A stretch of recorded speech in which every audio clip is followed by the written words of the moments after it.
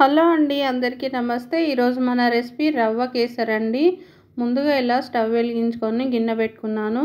గిన్నె కొంచెం వేడైన తర్వాత కొంచెం అంతా నెయ్యి వేసుకోవాలండి, 1 స్పూను. చూసారు కదా, నెయ్యి వేసుకొని నేను 1 కప్పు రవ్వ తీసుకున్నాను. ఆ రవ్వను కూడా ఇందులో వేసుకొని లో ఫ్లేమ్లో పెట్టుకొని వేయించుకోవాలండి. సిమ్లో పెట్టుకోవాలి స్టవ్. చూడండి, ఇలా మంచిగా వేయించుకోవాలి. ఇలా చేసుకుంటే కేసరి చాలా బాగుంటుందండి. నేను ఎలాంటి ఫుడ్ కలర్ యూజ్ చేయలేదన్నమాట, ఎందుకంటే ఫుడ్ కలర్స్ మంచివి కావు కదండి, అందుకని యూజ్ చేయలేదు.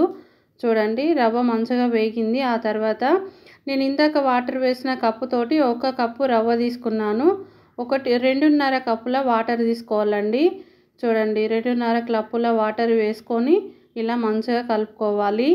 రవ్వ కొంచెం ఉడికిన తర్వాత అప్పుడు షుగర్ వేసుకుందామండి. చూసారు కదా, రవ్వ మంచిగా ఉడికింది.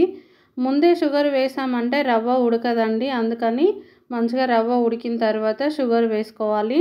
నేను 1 కప్పు రవ్వకి 1 కప్పు షుగర్ వేసానండి, కొంచెం ఎక్కువగా వేసాను అంతే. తర్వాత కొంచెం ఇలాచి పౌడర్ వేసుకొని కలుపుకున్నాను. స్టవ్ వెలిగించుకొని ఇంకో గిన్నె పెట్టుకున్నానండి. అందులో కొంచెం నెయ్యి వేసుకొని ఇలా డ్రై ఫ్రూట్స్ని వేయించుకొని అందులో వేసేసుకోవాలండి. చూసారు కదా, రవ్వ కేసరి రెడీ అండి. మీకు నచ్చినట్లయితే లైక్ చేయండి, షేర్ చేయండి, మన ఛానల్ని సబ్స్క్రైబ్ చేసుకోండి. మరొక వీడియోలో మళ్ళీ కలుద్దాం.